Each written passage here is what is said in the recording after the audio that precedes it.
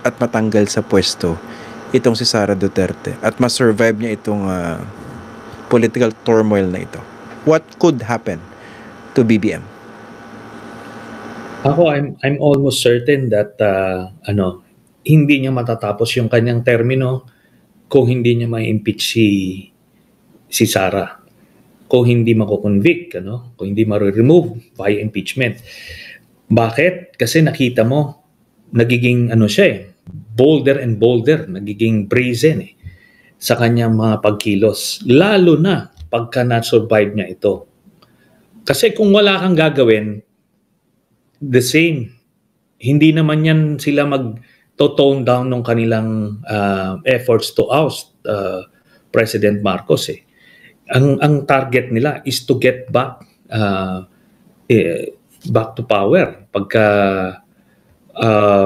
yun ang objective nila So whether attempt mag-impeach si President Marcos o hindi, it will intensify and intensify. So pagka hindi niya to natuluyan, ang nanganganib na ngayon is si President Marcos because again, historically, the political winds change and it would shift doon sa mga frontrunners for the 2028 elections. Lalong hihina ang pwersa nila sa Kongreso, hihina ang pwersa nila sa Senado at sa public at large.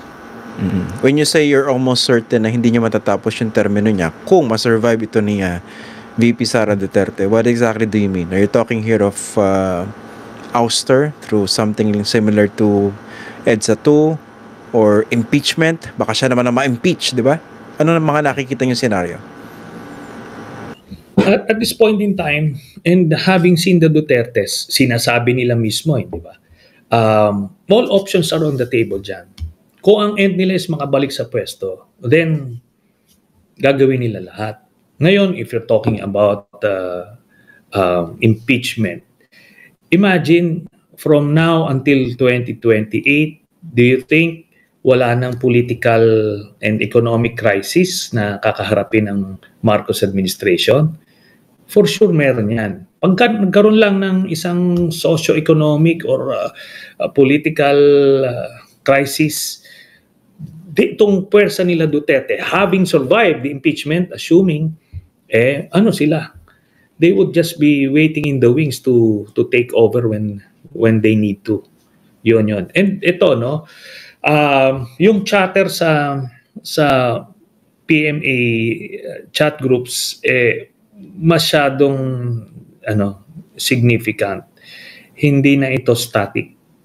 Kaya makikita mo na kung meron sila ngayon, lalo ng palakas ng palakas yan. Remember, iisipin nila pag nakapwesto si Sara, ano yung pwestong ibibigay sa kanila. So merong ganong personal interest na papasok yan. Yung progressive military career na sinasabi natin sa PMA, it could be too tempting for these PMAers to resist.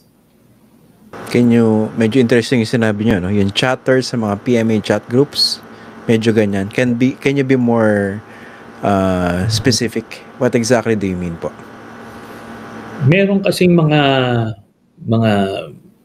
Duterte, lalo na sa mga retired ranks. And sila, masyado silang bold sa kanilang mga pronouncements. They're looking for any opening against the administration. And yun na nga, several months, a year or two down the road, what if magkaroon ng ganong crisis, papasok ito. And ngayon yung mga active, magbe-break ranks ito.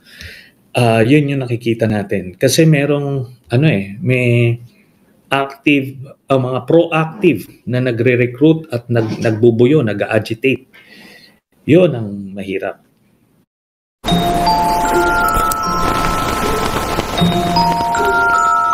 Umalis ako ng Okay. Doon kasi sa panahon ni idagdag ko lang, Christian. Doon kasi sa panahon ni Pinoy and neto ni Duterte, walang active recruitment, walang agitation, walang ano. Pero ngayon meron Kaya yun ang danger. May mga disgruntled pa. Okay, well, you were saying may ano, yung paki-clarify no, para hindi kayo ma-misconstrue. Ano yung Sige, sinasabi sige. yung active recruitment? Ganito kasi, yung based on our experience, may phases yan. Meron yung socialization phase, yung agitation phase. Then, pag nakita mo na receptive, yung mga opisyal, doon ka nalilipat doon sa recruitment phase. Ito na, yung recruitment, mas malalim na yan. Talagang pinapasok ka na doon sa buong conspiracy. Then the third stage is organizing stage. Alam mo na kung ano na, saan ka in the organization, then sama na dyan yung planning, then yung mobilization na. Yung tatawid na kayo, mag-execute na kayo. Dito, sa nakikita natin, dito pa lang sila sa socialization/agitation phase.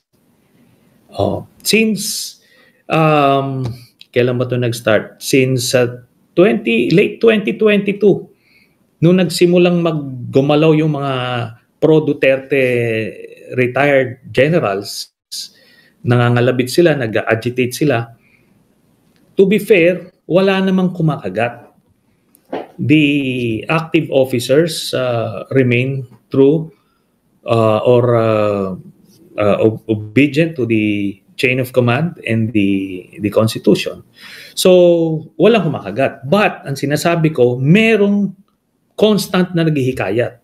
And given the right opportunity and motivation, pag merong kumagat dyan, yun ang komplikasyon. Remember, it will only take one brigade commander or one division commander to start the ball rolling. No? Di ba? Okay. So, yun. Okay. Kung ito yung mga scenario na nakikita nyo po, no, what should BBM do now? Well, yun na nga. I think he's left with the two options. Itong either the shortcut na impeachment, yung 1/3 vote, or i-prolong nila para dun sa next set of senators.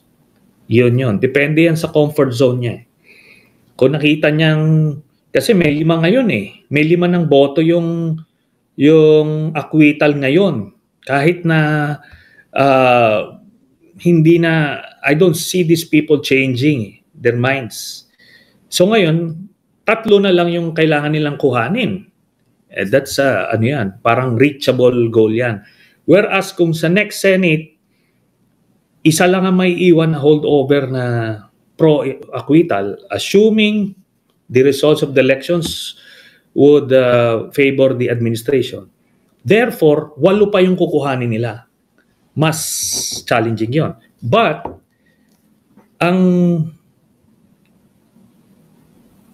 Christian, but, ang danger naman dun sa ipoprolong mo, hindi mo alam yung mga mangyayaring